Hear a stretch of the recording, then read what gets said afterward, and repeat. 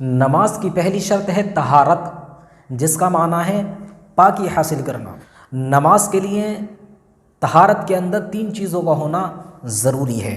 پہلی چیز ہے نمازی کا جسم، یعنی نمازی کے جسم کے کسی حصے پر بھی ناپاکی نہ لگی ہو۔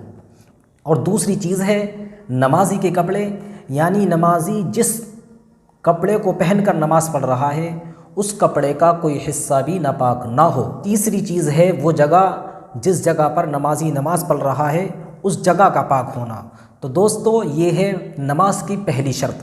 اور نماز کی دوسری شرط ہے ستر عورت، جس کا مطلب یہ ہے ستر کے معنی آتے ہیں بدن اور عورت کے معنی آتے ہیں چھپانا۔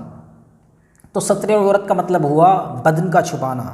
تو نماز کی دوسری شرط یہ ہے ستر عورت، یعنی بدن کا چھپانا۔ اب اس میں مرد کا ستر عورت یہ ہے کہ ناف سے لے کر گھٹنوں کے نیچے تک، اور عورت کا ستر عورت یہ ہے کہ دونوں ہاتھ اور دونوں پاؤں اور چہرے کے علاوہ جتنا بھی جسم ہے وہ ستر عورت ہے۔